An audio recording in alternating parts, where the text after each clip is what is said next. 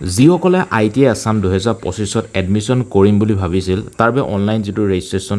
হেয়া কৰিব লাগিব আৰু তাৰ বাবে পোনপ্ৰথমে ITI Assam বুলি যিকোনটা ব্ৰাউজাৰ ওপেন কৰিব আৰু তাত সাৰ্চ কৰি দিব আৰু যেটো স্ক্ৰিনত দেখাৰ দৰে সেই যেটো প্ৰথম আপোনালোকে লিংক দেখাব তাতে ক্লিক কৰিব দেখাৰ পিছত যেটো অন্যটা ইন্টাৰফেস দেখা পাব য'ত registration login for Assam ITI counselling বুলি আছে 2025 তাতে ক্লিক কৰি দিব ক্লিক কৰাৰ পিছত আপোনালোকৰ যেটো এপ্লিকেশন নাম্বাৰ বা পাসওয়াৰ্ড নাই হেবে আপোনালোকে ফ্ৰেশ লগইন কৰিব লাগিব যেটো ফ্ৰেশ ৰেজিষ্টাৰ যেটো অপচন দেখা পাইছে তাতে ক্লিক কৰি দিব ক্লিক কৰাৰ পিছত যেটো আই এগ্ৰি যেটো অপচন আছে তাতে ক্লিক কৰিব আই এগ্ৰি কৰাৰ পিছত আপোনালোকৰ নিজৰ নাম আৰু যেটো ফাদাৰ নেম হেয়া আপোনালোকে টাইপ কৰিব লাগিব মই এক্সাম্পল হিচাপে এনে এটা টাইপ কৰি দেখাইছো যেটো আপোনালোকে স্ক্ৰিনত দেখাই পাইছে আৰু যেটো আপোনালোকৰ নিজৰ এইবিলাক টাইপ কৰোঁতে কিন্তু শুদ্ধকৈ লিখিব আৰু ডেট অফ বাৰ্থ আপোনালোকে শুদ্ধকৈ লিখি দিব আৰু ইয়াৰ পিছত যেটো আপোনালোকৰ জেন্ডাৰ হেয়া জেন্ডাৰ সিলেক্ট কৰিব মেল ফিমেল হয় আৰু যেটো মোবাইল নাম্বাৰ আৰু ইমেইল আইডি আপোনালোকে লিখিব লাগিব valid mobile number email ID হে দিব আৰু পাসওয়াৰ্ড হিচাপে 8 পৰা 13টা ক্যাৰেক্টাৰ দিব লাগিব মই স্ক্ৰিনত দেখাই দিছো তেনেকৈ আপোনালোকে এটা নিজে বনাই ল'ব বনোৱাৰ পিছত যেটো সিকিউৰিটি পিন ভেৰিফিকেশন ওকে কৰিব তাৰপিছত সাবমিট অপচনত ক্লিক কৰিব ডু ইউ উইশ অৰ্থাৎ ওকে ইয়েস বুলি আপোনালোকে দবাই দিব দবাই দিয়াৰ পিছত অন্যটা ইন্টাৰফেস দেখাব যিখিনি ফিল আপ কৰিলে সেইখিনি আপোনালোকে ভালদৰে চাই ল'ব কিয়নো ইয়াৰ পিছত আপোনালোকে এডিট কৰিব নোৱাৰিব আৰু যদি সকলো শুদ্ধ থাকে তেনেহলে সাবমিট এণ্ড নেক্সট যেটো অপচন দেখা পাইছে তাতে ক্লিক কৰিব আৰু ইয়াৰ পিছত যেটো আপোনালোকে মোবাইল নাম্বাৰ দিছিল আৰু যেটো ইমেইল আইডি দিছিল তাৰ এটা ওটিপি যাব সেই ওটিপিটো ইয়াত টাইপ কৰি দিব টাইপ কৰাৰ পিছত জি ভেৰিফাই এণ্ড ফাইনেল সাবমিট অপচনত ক্লিক কৰি দিব ক্লিক কৰাৰ পিছত স্ক্ৰিনত দেখাৰ দৰে অন্য এটা ইন্টাৰফেস দেখা পাব আৰু কিন্তু আপোনালোকে তললৈ স্ক্ৰল ডাউন কৰিলে এটা এপ্লিকেশন নাম্বাৰ এটা দেখাব সেই এপ্লিকেশন নাম্বাৰটো আপোনালোকে বহিত নোট ডাউন কৰি ৰাখিব পিছত যেতিয়া আপোনালোক লগইন কৰিব লাগিব সেই আইডিটো লাগিব লিখা পিছত ফিল এপ্লিকেশন নাম্বাৰ ক্লিক কৰি দিব ফিল এপ্লিকেশন নাম্বাৰ ক্লিক কৰাৰ পিছত যিবিলাক আপোনালোকে অন্য এখন ফৰ্ম দেখাব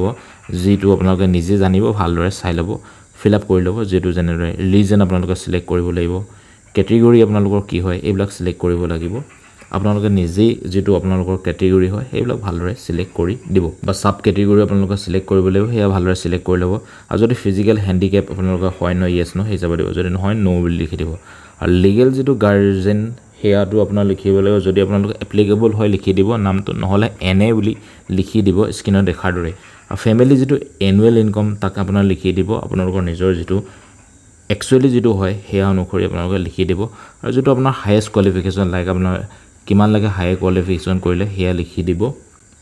যেটো স্ক্ৰিনত দেখাৰ দৰে আপোনালোকে নিজৰ যেটো কোৱালিফিকেশন হেয়া আপোনালোকে লিখি দিব লিখি দিয়াৰ পিছত যদি সকলো ওকে থাকে 7 নেক্সটত ক্লিক কৰি ইয়েস বুলি যেটো আপোনালোকৰ অপচন দেখা পাইছে তাতে আপোনালোকে ক্লিক কৰি দিব ইয়েস বুলি ক্লিক কৰাৰ লগে লগে যিসকলে 8 পাস কৰিছে বা 8ৰ যেটো সাৰ্টিফিকেট আছে হেসকলে এই অপচনটো ক্লিক কৰি ল'ব কিয়নো 8ৰ কিছুমান ট্ৰেড আছে ITI আৰু যিসকলে 10ৰ হয় তেনেহলে এই যেটো 10th যেটো চেক বক্স আছে তাতে ক্লিক কৰিব আৰু কৰাৰ পিছত আপোনালোকে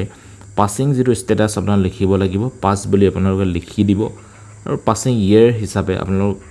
কোনটো ইয়াৰত পাসিং কৰিছিল হেয়া লিখি দিব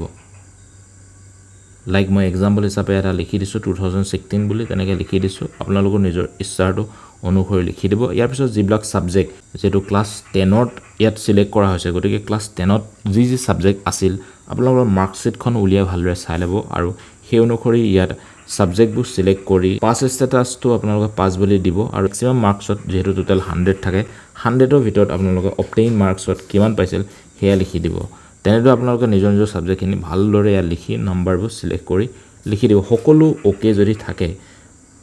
তেনেহলে আপোনালোকে যেটো 7 নেক্সট যেটো অপচন আছে তাতে ক্লিক কৰি দিব 7 নেক্সটত ক্লিক কৰাৰ পিছত আকৌ সুধিব ইয়াত ইয়েস বুলি অপচনত ক্লিক কৰি দিব ক্লিক কৰাৰ পিছত আপোনালোকৰ যেটো ভিলেজ এড্ৰেছ হেয়া টাইপ কৰিব লাগিব আৰু আপোনালোকৰ ডিস্ট্ৰিক্ট পিন কোড এইবিলাক নিজে ভালদৰে চাই ফিল আপ কৰি দিব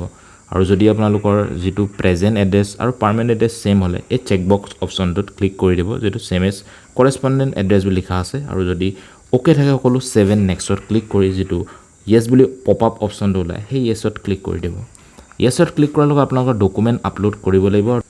ফটোৰ যেটো সাইজ 20 পৰা 50 কেবিৰ ভিতৰত হ'ব লাগিব জেপিজি ফৰমেটত আৰু বাকি যিবিলাক ডকুমেন্ট 20 পৰা 200 কেবিৰ ভিতৰত হ'ব লাগিব কিন্তু পিডিএফ ফৰমেটত হ'ব লাগিব আৰু আপোনালোকে আপলোড কৰিব হ'লে তেনেকৈ চিলেক্ট অপশ্যনত আপলোড কৰি এনেদৰে স্ক্ৰীনত দেখাৰ দৰে দেখি পাব আৰু যিটো ছেভ বুলি যিটো অপশ্যন আছে সেই ছেভ অপশ্যনত আপোনালোকে এনেদৰে ক্লিক কৰি দিব আৰু তেনেদৰে বাকী ডকুমেণ্টবিলাকো তেনেদৰে ছাবমিট কৰিব লাগিব আৰু মনত ৰাখিব বাকী ডকুমেণ্টবিলাক PDF ফৰ্মেটত হয় কেৱল ফটোটো JPG ফৰ্মেটত আপলোড কৰিব লাগিব আৰু স্ক্ৰীনত দেখাৰ দৰে তেনেদৰে আপোনালোকে বাকী যিমানবিলাক ডকুমেণ্ট আছে সেইবিলাক আপলোড কৰিব লাগিব date of birth certificate 10th mark certificate যি আছে বা কাষ্টৰ যি চাৰ্টিফিকেট আছে সেয়া সকলো চাই ল'ব যদি শুদ্ধ আপলোড হয় তেনেহ'লে ছেভত যিটো অপশ্যন আছে আপোনালোকে দেখা পাব তাত ক্লিক কৰি দিব ক্লিক কৰাৰ পিছত আপোনালোকে এতিয়ালৈকে যি ফিল আপ কৰিলে সকলো দেখা পাব আৰু এইবিলাক ভালদৰে চাই ল'ব আপোনাৰ মাৰ্কশ্বিট যিবিলাক আপলোড কৰিলে বা যি আপোনালোকে টাইপ কৰিলে সকলো ভালদৰে চাই ল'ব যদি সকলো অ'কে থাকে যিটো চেক বক্স সেই অপশ্যনত ক্লিক কৰি দিব ইয়াৰ পিছত ছেভ এণ্ড ফাইনেল ছাবমিটত ক্লিক কৰি দিব কিন্তু মনত ৰাখিব ছেভ এণ্ড ফাইনেল ছাবমিটত ক্লিক কৰিলে আকৌ এডিট কৰিব নোৱাৰিব গতিকে ভালদৰে চাই পিনেহে এই যি ছেভ এণ্ড ফাইনেল ছাবমিটত ক্লিক কৰিব ইয়াৰ পিছত আকৌ আপোনালোকে যদি লগ ইন কৰিব বিচাৰে তেনেহ'লে ITI Assam যিটো হোম পেজ তালৈ যাব আৰু যিটো আপোনালোকে এপ্লিকেশ্যন নাম্বাৰ মই কৈছিলোঁ যে যিটো নোট ডাউন কৰি ৰাখিব তাক টাইপ কৰিব আৰু পাছৱৰ্ড আপোনালোকে যিটো দিছিল তাকো টাইপ কৰিব আৰু টাইপ কৰাৰ পিছত যিটো কেপচা ফিল আপ কৰি চাইন ইন অপশ্যনত ক্লিক কৰি দিব আৰু মনত ৰাখিব যে যেতিয়া আপোনালোকে যেটো ফাইনেল সাবমিট কৰাৰ পিছত যিখন আপোনালোকৰ ৰিসিপ্ট এখন ওলাব সেইখন আপোনালোকে প্ৰিন্ট আউট কৰি উলিয়াই লৈ যাব লাগিব কিয়নো ইয়াৰ পিছত নিয়াৰেষ্ট গভৰ্নমেন্টৰ ITI সকলো ডকুমেন্ট লৈ ভেৰিফিকেশন কৰিবলৈ যাব লাগিব